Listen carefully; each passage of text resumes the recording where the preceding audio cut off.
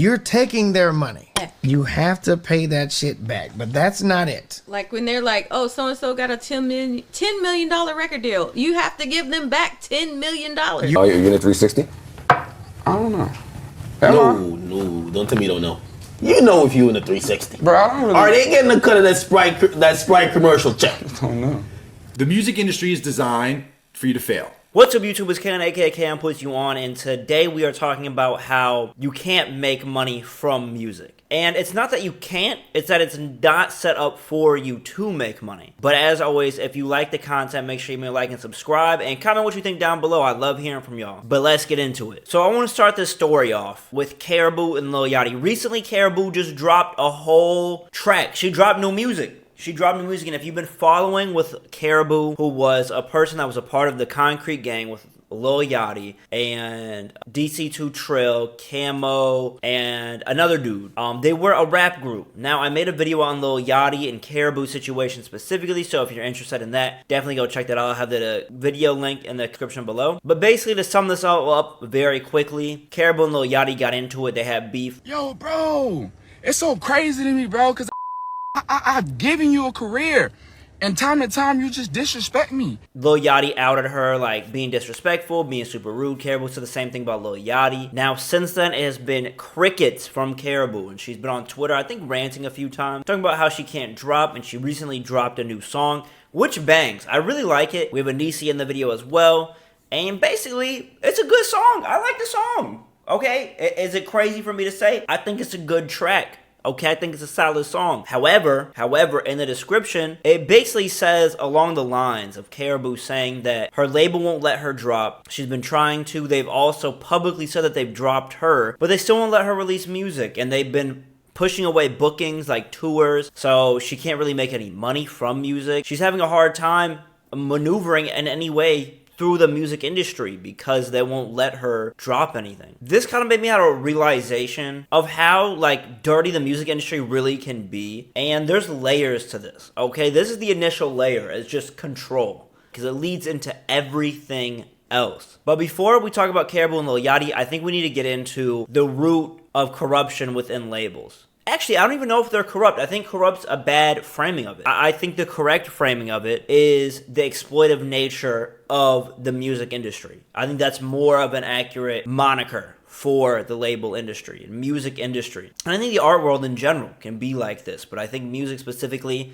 has it written out. A good example to jump into is Pharrell, Chad, aka the Neptunes, and Kelis. Now, if you don't know Kelis, she was on a lot of Neptune songs. She was a big singer in the early 2000s. She was cooking, bro.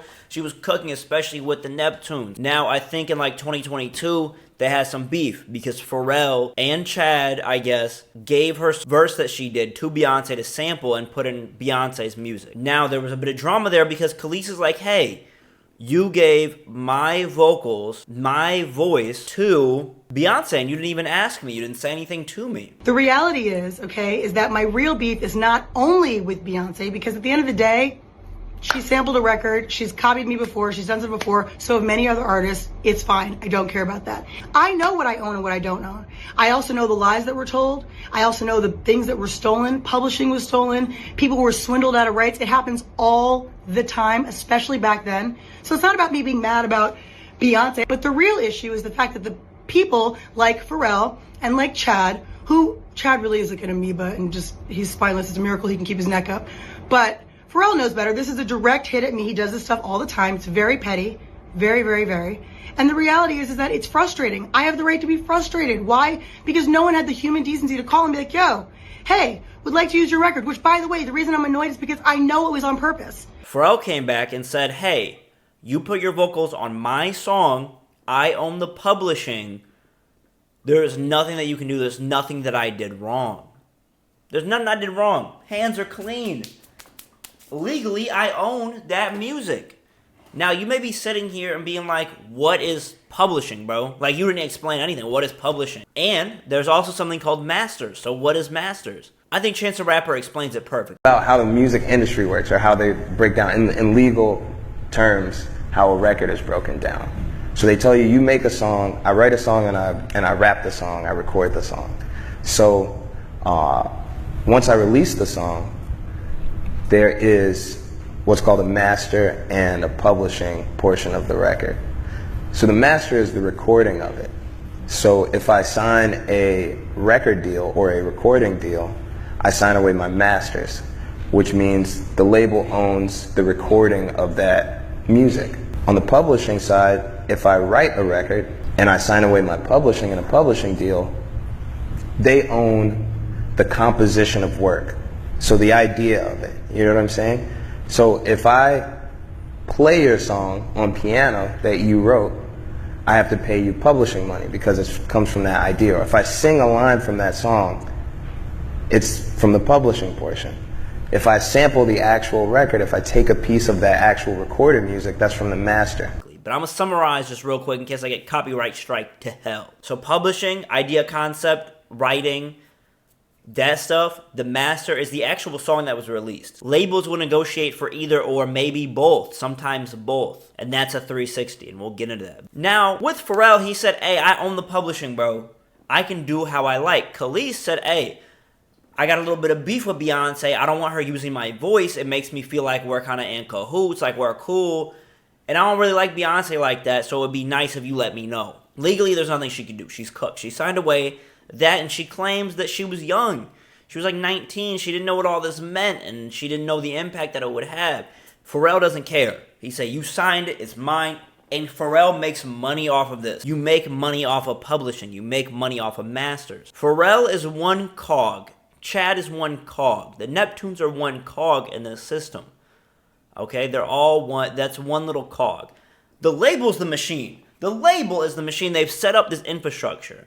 They set it up. And it gets so much dicier than just publishing a master. Because you gotta realize, when artists sign with labels, the labels want, this is their goal. The label wants publishing and masters. They want both these things. And they will negotiate with you depending on how big you are. Let's say I don't know, you're Jack Harlow, okay? The label wants both his publishing and his masters, because that way they can make money off of streams. They can make money off of every sample from the master, and they can also distribute it, put in commercials, put you here, have your music here, and off the publishing, they'll make all that money back. They'll make so much money. And you're like, how does a label get the publishing or masters from an artist? Well, they offer you money. So they'll offer you $1 million, and they say, hey, I'm gonna give you $1 million.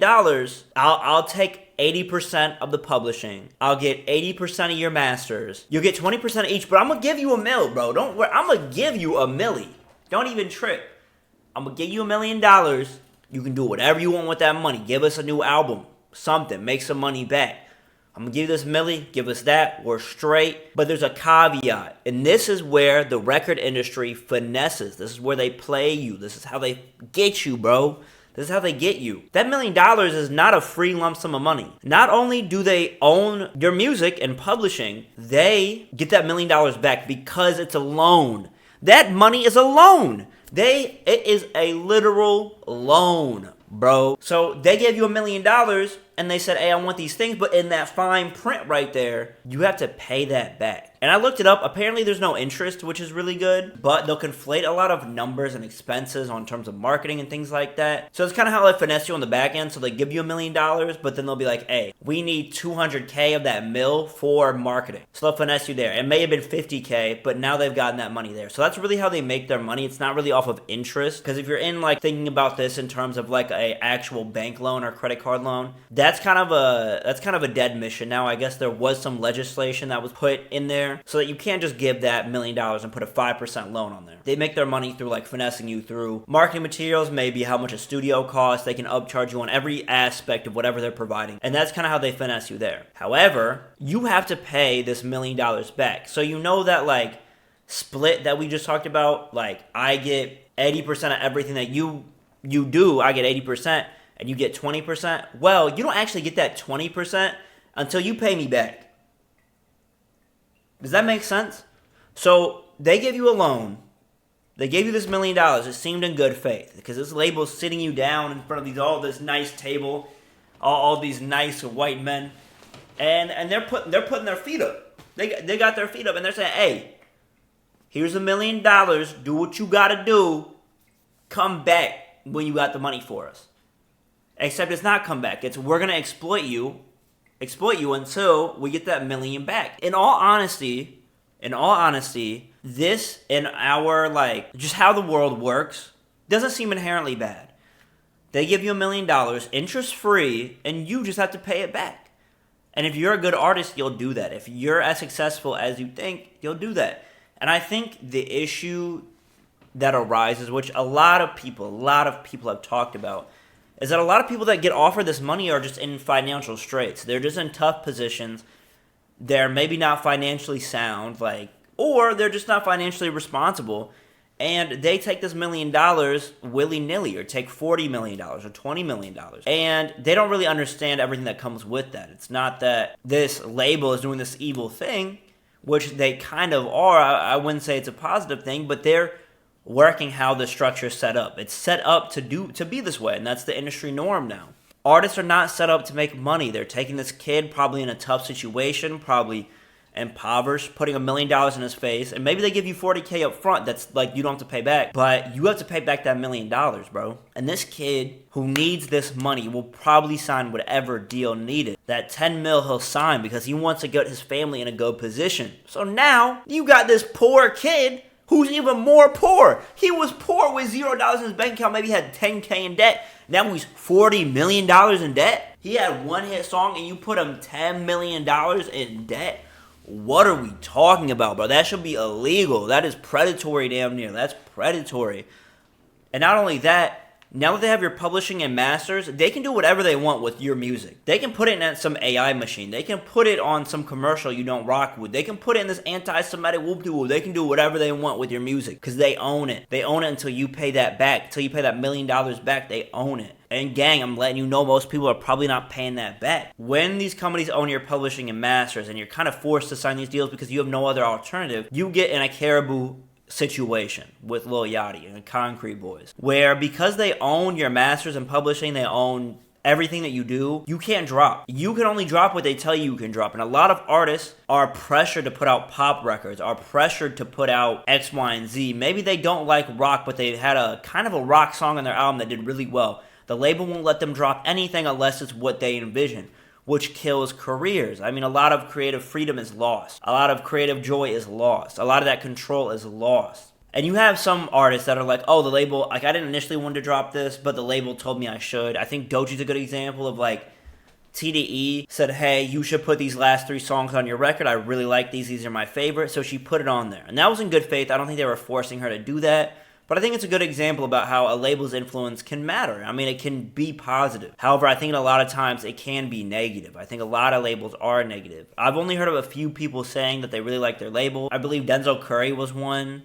Because in most aspects, the labels are just trying to make bread off of you, bro. They don't care about your artistic endeavors. 99% of the times with these major labels like Sony Music Group, Universal Music Group, you're a pawn in their system. They make billions of profit, and a lot of artists go broke. They make billions in profit, and they don't pay their artists. The music industry is worth billions of dollars, and you make 3 cents, 0.003 cents off your Spotify streams. This is the issue with the music industry. It's not that you can't make money, it's that they don't want you to make money. That's the whole thing. And I think it's really interesting that this cycle has been bred to continue. We can't stop it. It's just how it's going to be without proper legislation and predatory loans not happening.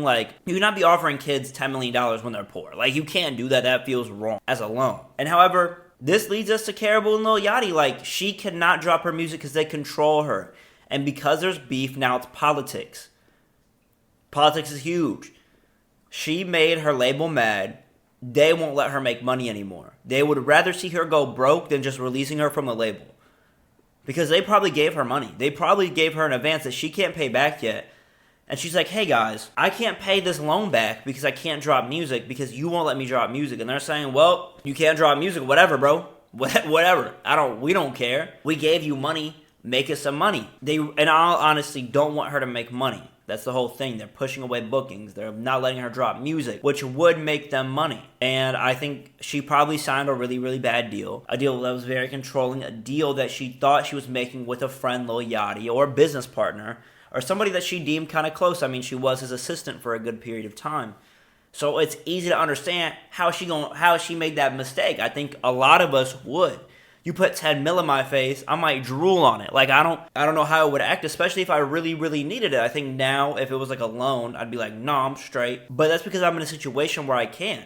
And I'm in a good place. So a lot of people aren't. And so I'm hopeful that if you're in the music industry and you're watching this video, follow how I think the music industry should work. You go into this knowing you're probably not going to make a ton of money off the bat, especially with your first couple of deals, unless you're like a Tyler, the Creator or something. But I am not the type of person to critique something and not offer a better solution. I've been thinking about this recently. I've been thinking about this, and I don't know how it could happen, but I think an ideal situation is kind of how Shark Tank works in most cases, or like an investment firm, a venture capitalist like YC or something. Because I have a lot of friends that have been making businesses, and they've been looking out for funding. They've been trying to get funding. Now, they don't come and give you a 500K loan. What they do is they pay you outright for a percentage equity. So they'll pay you $500,000 for 7% of everything that you make. Like your 7% of your company. And I think artists should be viewed like that. Like maybe they get 7% of their masters and publishing, or 10% of their masters and publishing, rather than getting some crazy percentage on a loan. I think a loan just feels very predatory. A loan feels kind of unethical, especially when music already is not set up to make you a ton of money. Like the main source of your income is tours, which you have to do a really big song to get tours. Assuming you have no health issues or anything like that, like you may get billions of streams or millions upon millions, but you don't get paid out for streams that much. Spotify does though, but you don't, right? So loans feel very predatory in the system that's not made for you to make a lot of money. However, I think it'd be really beneficial to have payment per equity type of structure for the music industry. I think it'd be a lot better. I think it'd be a lot less predatory. I think people could benefit a lot more from it. However, labels wouldn't make anything, and that's the problem. All right, so quick wardrobe change. Something that I wanted to highlight here is that even though the music industry itself is not built to make you money, that doesn't mean that you shouldn't make music. And I think a lot of artists, I think most artists that go into the industry that end up making a lot of money aren't initially going into it to make money. I think that shouldn't be your main priority. If your main priority is to make dope music and post it and like perform, you can definitely do that without making millions of dollars right off the bat or something. So I want to get that clear. But just for your assistance, if you do want to negotiate these deals, or you're curious about what a deal that you might want would be, there's a few resources that I recommend. I think one is it's Publish Sim and Record Sim. And I'll post links in the description below. But basically, you can simulate kind of a record deal and publishing deal.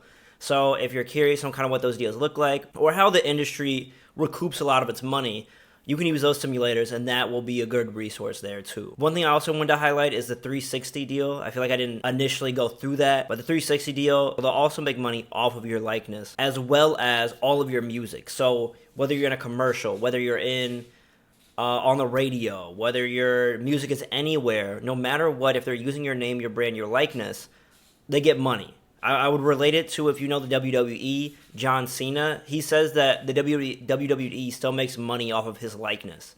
And he's okay with that because they made him who he is. But they get a percentage off of anything that he's in, just off the bat. So I would say that is what a 360 deal is no matter what you do, they make money from you. Tours, any concerts, local shows, anything. And that's why it's kind of looked down upon within the industry. However, you can have a 360 and make stupid amounts of money. They just get a percentage, and that's why it's kind of viewed negatively, because they take advantage of every aspect of something that you're in. But that's pretty much how I think the structure should be. As always, let me know what you guys think down in the comments below. Let me know what you guys think down in the comments below. I'm genuinely curious. Is there a different way that you would restructure the music industry? Do you have any problems with the music industry? Lil Yachty in the wrong? Is Concrete Gang in the wrong? Is Pharrell and Kelis? Or who's in the wrong there? I'm very curious on your guys' thoughts. As always, thank you guys so much for watching. And a couple updates. So this is the end of the video. This is where we do an update segment. So as you can see, probably the camera quality, gang. Look at the camera quality, bro. Look. Look how good it focuses on this blender bottle, bro. Look at this. Look at me.